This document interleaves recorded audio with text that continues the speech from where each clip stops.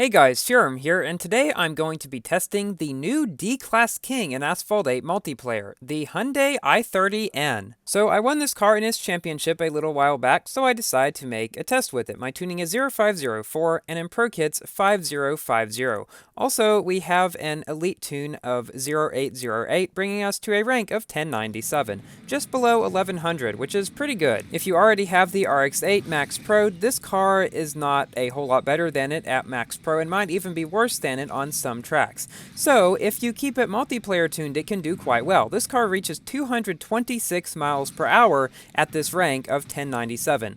Which is, I believe, faster than everything else at this rank except for the R8 e-tron Special Edition, some of which we will see in this video. So the car right behind me right now is a Range Rover. Now, this car is another one of the faster cars around this rank, and he goes nearly the same speed as me. However, he is 50 rank above me, and there I wreck because I don't take the turn quite sharply enough. I don't exactly know why I did that, but now we have a bit of a more interesting race, I guess, because we have to catch up to this Range Rover. So the championship for this car was fairly easy. While it would have been nice to have another day or two in it, you still only had to play each race 2 times maximum, assuming you got a good amount of quality checks. Maybe the one directly before the final AI you had to play 3 times, but overall, it was not that bad. So we're catching up ever so slowly to this Range Rover, and I figure that around these turns we would probably be able to catch up to him a bit closer, because these turns are one thing that gets a lot of people. Now, obviously, I could have problems myself and fall behind, but thankfully that did not happen in this case,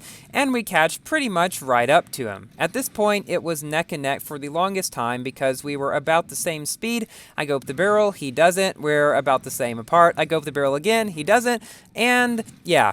I am just far enough behind him that there's no way I could land on him. So I figured, okay, I'm going to try to take the turns sharper than he does. Because obviously, landing on him is not going to work. He's like 2 feet away from me. So he rams into me, I knock him down, but he respawns almost instantaneously. Go back and watch that again if you didn't catch it. This guy may very well have been a hacker. Very subtle, but I do not believe you can respawn that quickly after a knockdown or a wreck. So we beat that Range Rover here, and in this race we are facing another Range Rover, as well as a BMW M2 Special Edition. So this Range Rover tries to knock me down at the beginning. Thankfully, he does not succeed, and we get up to speed pretty quickly. Now, the car directly behind me is that M2 Special Edition, which is faster than me by a good little bit, as you can tell here. He is at a rank of 1131. Here he tries to knock down me by pushing me to the side, but I drift out of it. That's one good thing you can do in a situation like that, and thus I'm still in first position, but he is right there on my tail.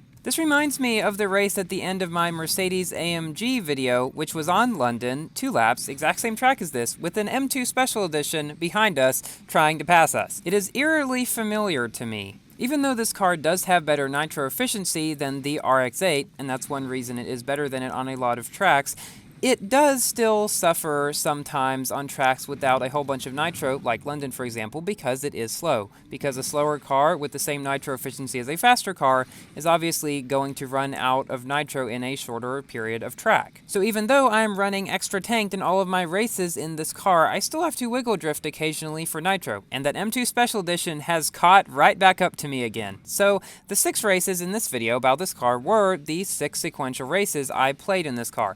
I'm trying to do more sequential race videos, unless of course some of the races are boring, in which case I do pick and choose. That's usually how I decide whether to do sequential races or not. So we come up to and round the final bend. I try to take it as sharply as possible so he cannot pass me, and we finish ahead of that M2 Special Edition, not by a whole lot, mind you. He was catching up the whole way. Let's see, he was just half a second or less behind us. And we also beat that Range Rover, who was unboosted. So in this race, we are facing an R8 e-tron Special Edition, that same M2 Special Edition from the previous race, and a boosted Range Rover. Yeah, and we're just in first now because of this car's very good acceleration. You can bet that that R8 e-tron Special Edition is going to be coming very shortly. And there he is, flying up like a rocket. So I have won the Ferrari 458 Pista, spending nearly all my tokens and it becoming my 195th car. I'm not going to quit Asphalt 8 until I get at least 200. So I go over to the side here so the R8 e-tron Special Edition won't be tempted to knock me down for no reason,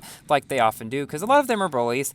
and thus he passes me without knocking me down, which is exactly what I wanted. However, we have this M2 SE coming up behind us again, probably looking for revenge. He bumps us from behind, but again, I just let him pass. I'm not exactly sure why he goes up there, but I flat spin down below so as not to wreck in the middle there, and we come out in third position here. Now, we still have 2 laps, mind you, and this M2 SE is not a whole lot faster than us, as we could see in the previous race. So I just decided to bide my time, and that R8 e-tron Special Edition wrecked and got put on the long way. So we have now come up into second position, but of course, it's not going to really hold because that R8 e-tron Special Edition is just going to fly ahead again and pass everybody, just like he's doing right now. And see, look there, he's already almost gone into first place again. So one thing I like about this Hyundai is that even though this color is generally blue, it has a purple tinge when viewed in some lights. So that is one thing that they really haven't had on a lot of cars for a while. So I'm very thankful for that, and if anybody from GameLoft is watching this,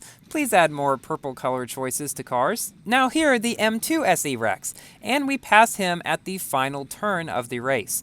Now, at this point I was thinking, okay, this is going to be quite close, but then because he did not get up to speed fast enough before the ramp, he gets quite a bit behind, and thus we are pretty much set for second position.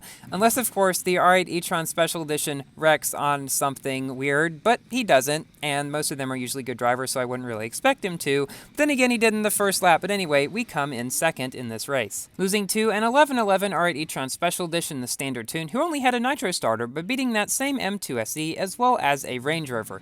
Now, in this race, we are facing a Porsche 911 as well as another R8 e-tron Special Edition. This R8 SE is another one at 1111 rank, but this one is triple boosted. Now, this Porsche 959 is at a rank just over 1000, so nearly 100 rank below us. So he's not quite as competitive as one would be, say, at 1100 rank, which is a lot closer to my car in speed, maybe like 5 miles per hour slower, but with better acceleration. So we settle into second place for the rest of the race and come in, well, second. So we were beat by the R8 SE, of course, but we did beat this Porsche 911. It's quite nice to have another competitor at these low ranks, so I'm very happy about this car. This race is also on San Diego Harbor on the normal version instead of the reverse version, and we are actually facing the same 959 and the same R8 Special Edition.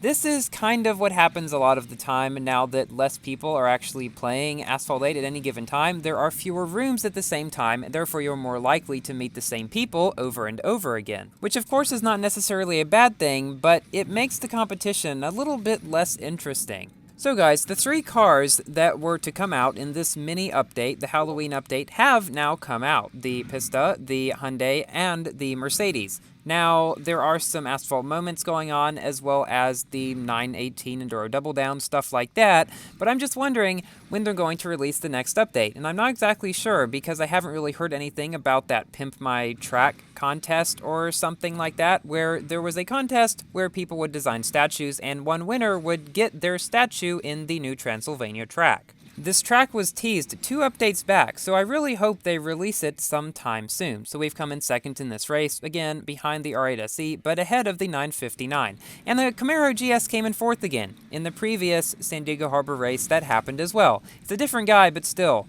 That is very similar. So in this race, we are facing an 1131 R8 SE. That is the car, obviously, that is pulling away from us quite quickly. And we have an 1100 plus rank M2 SE as well. That is the car directly behind us. And as we saw earlier in the video, the M2 SE actually struggles against the Hyundai, which was not really something I expected going into recording these clips. So I guess now I'll give my final review about this car. It is a very good car, as I said, the king of Class D, at least on some tracks, probably ones like Tokyo, where nitro efficiency is super important, and as we can see in this video, it is not too bad in multiplayer either. Definitely one of the best cars around this rank, obviously inferior to the R8 SE, but on par or better than just about everything else. So as I said earlier, it wouldn't be completely necessary to Max Pro this car if you already have the RX-8 at Max Pro, and especially if you want a good low-rank multiplayer car. Now if you don't, and you really just want the best that Class D has to offer, then yes, go ahead and Max Pro this car. It is good either multiplayer tuned or Max Pro, depending on what you want it for. So we're coming up to the end of this race behind the R8 SE, but beating the M2 SE for a third time. Thank you all so much for watching. Please like the video if you've enjoyed, and consider subscribing for more Asphalt 8 and 9 content. And I will see you in my next video. Goodbye!